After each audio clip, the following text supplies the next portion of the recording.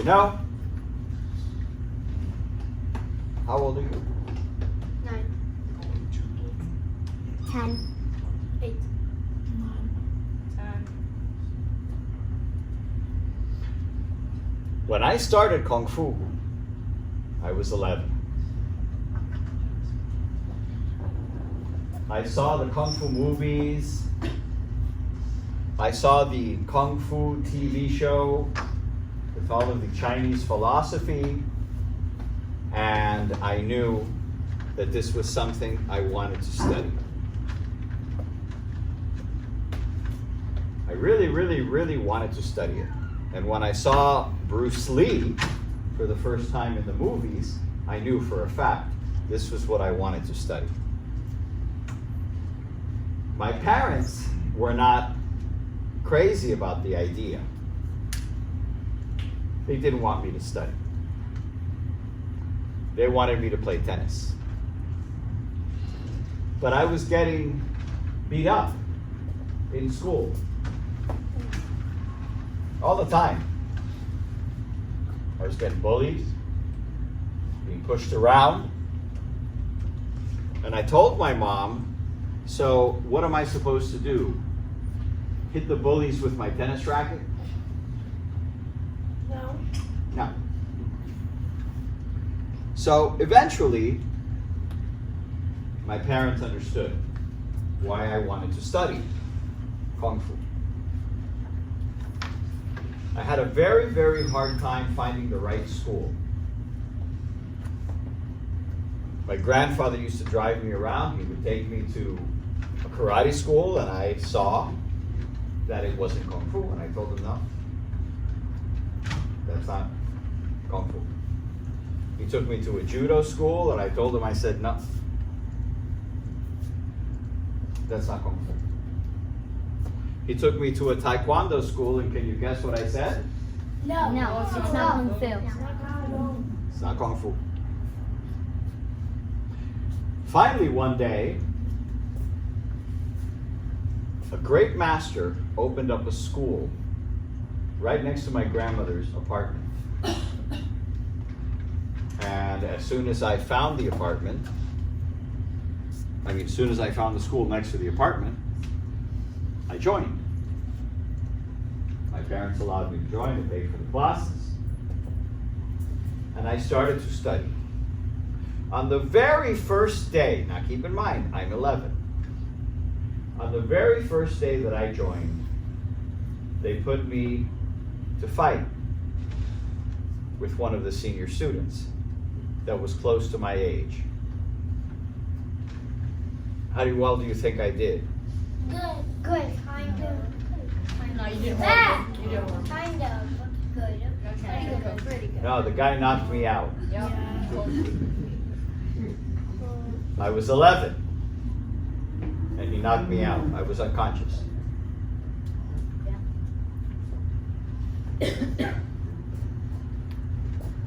So I continued to go to the classes, and I thought I was getting better.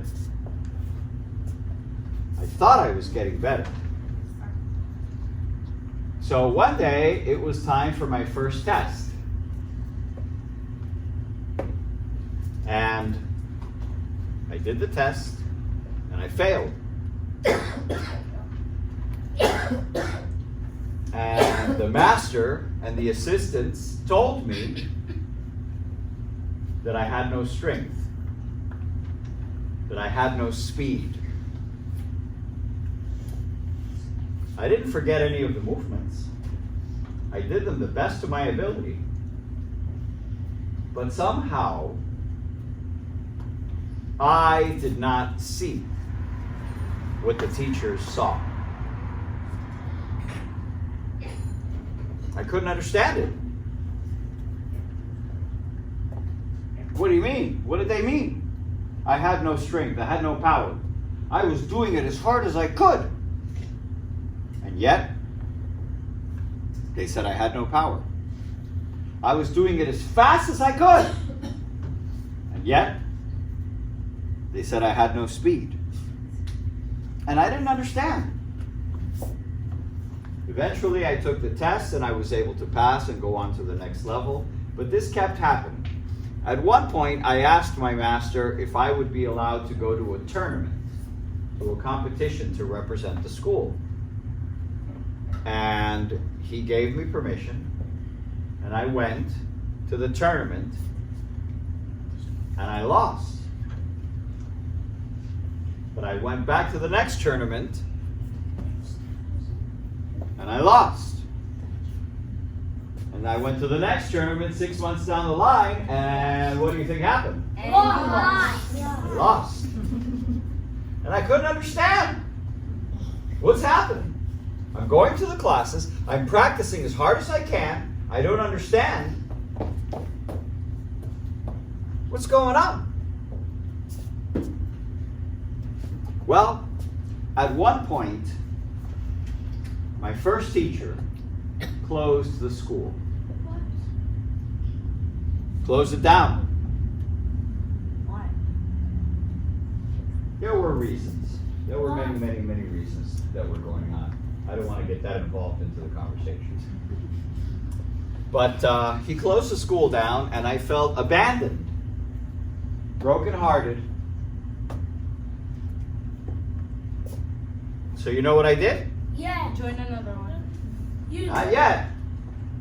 You trained at home? Remember how hard it was to find that first school? What did I do? You fixed You it? trained at home, I guess? I trained at home. I trained at home. My mom told me, she says, well, there's a karate school down the road. You can just join that. And I said, no, it's not Kung Fu. So I kept training, and I kept training by myself in my bedroom on the weekends at my grandmother's. I kept training, and I kept training, and I kept going to the tournaments, and I kept losing.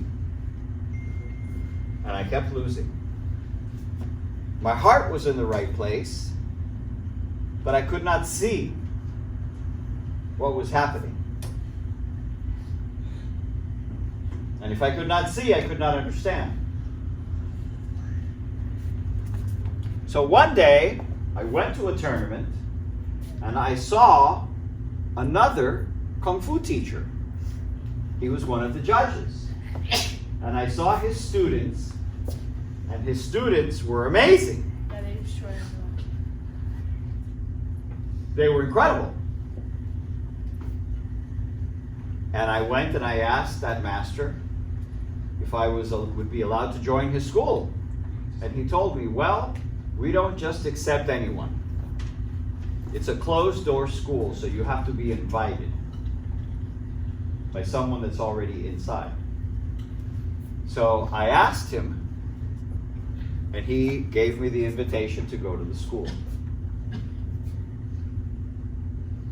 Now, the classes that I used to do before, they were an hour and a half.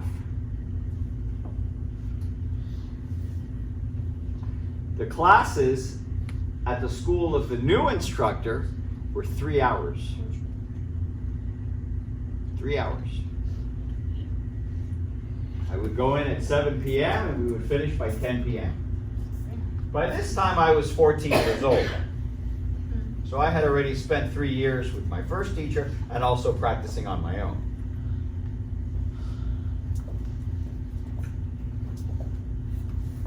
After 3 months at the new school, we went to a tournament.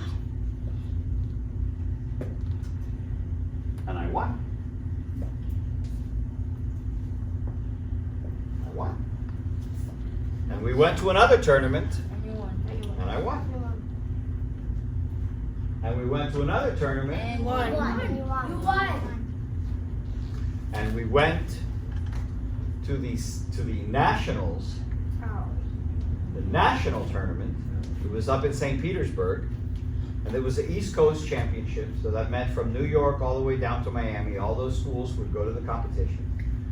And You won. I won first place. And you cooked. And then I kept going to other tournaments, and I would win, and I would win, and I would win, and I would win, and I would win.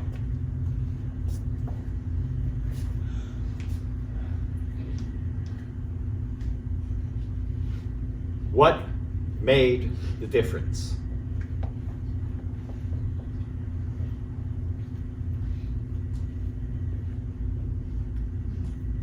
The second teacher, I'm going to tell you.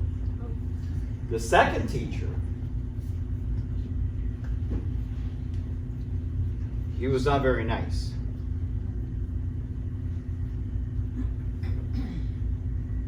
He only ever had 12 students. And everything he did was pointing out my mistakes, pointing out my mistakes, pointing out my mistakes. He would never celebrate me. He's, oh, Gus, that was great. Nope. Just pointing out my mistakes, pointing out my weaknesses, pointing out where I was failing. I didn't get mad. Do you know what happened? Yes. I saw. I saw for the first time. And I understood. Wow. I went to all those tournaments and I lost and lost and lost and lost and lost. Because all I cared about was my pride. All I cared about was winning. In the second school, with the second master, all I cared about was improving, understanding, seeing clearly. Okay, the master says my stances are weak. What does that mean? What's a stance? What's a stance? What does it mean my stances are weak? Oh, okay, now I understand. I have to go lower. But I can't just go lower because I don't have the muscles. I don't have the strength. You have to go higher. No. That'll make it even worse. You have to go lower. You have to build the strength. You have to build the muscles. You have to eat right. You have to get your rest. And eventually it worked. But I never gave up. Do you know why I never gave up? Because you were determined? No. Obviously, I was determined. I never gave up. Why? Since you never wanted to be a quitter. That's right. I didn't want to be a quitter. Because all you cared about was not winning. That's right. All I cared about was improving. And improving. And improving. And working harder and getting stronger. Following your heart. What's that? Following your heart. Following my heart. You know, the main reason why I didn't quit? Because I knew that if I quit, I was quitting on myself. I was effectively accepting that I lost. Accepting that I was a loser. And I refused to give up on myself. So I pushed through, and I pushed through, and it was hard, and it hurt. And I had to fight with that teacher. Full contact. A lot. And it hurt. And I got hurt. And I fell. And my jaw dislocated. But I won. Because a few years later, you know what happened? Yeah.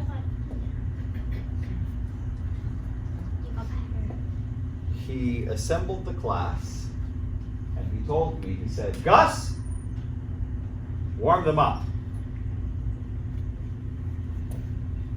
And he made me, without warning, he made me teach the class and teach the students.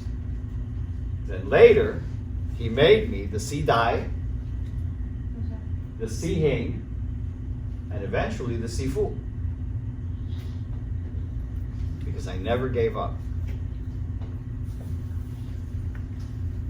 I didn't know for a fact that I had it in me to succeed. But little by little, I realized through my Kung Fu training that I could apply all of those skills and all of those disciplines to everything else that I did. Playing the guitar, my schoolwork, eventually college, all of those things I was able to do because of my Kung Fu. Kung Fu taught me how to learn. Understand? Yes, sir. Good. Yes, sir. So remember, use the mirror, check your forms, ask your parents and your family members and your friends to videotape you with their phones so you can look and see. And you can determine, wow, my form is really strong. Or you can determine, wow, that was pretty bad.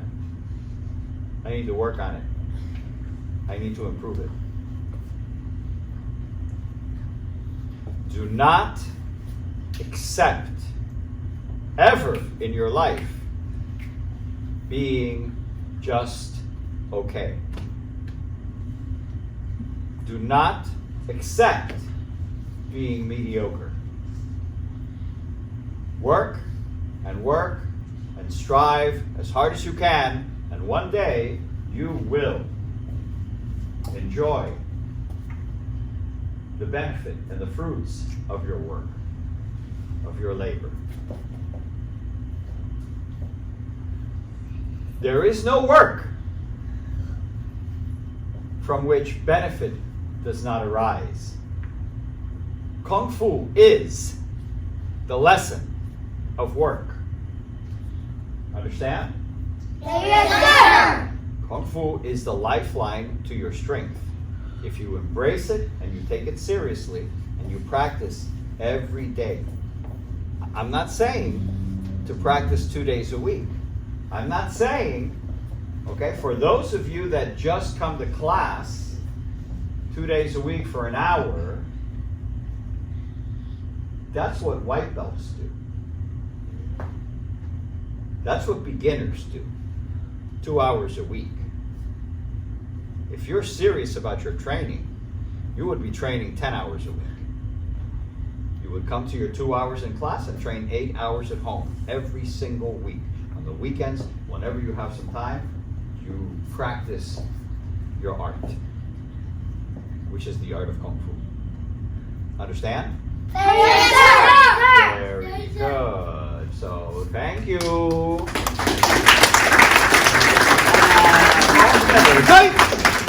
Show courtesy. Up. Let's take a picture.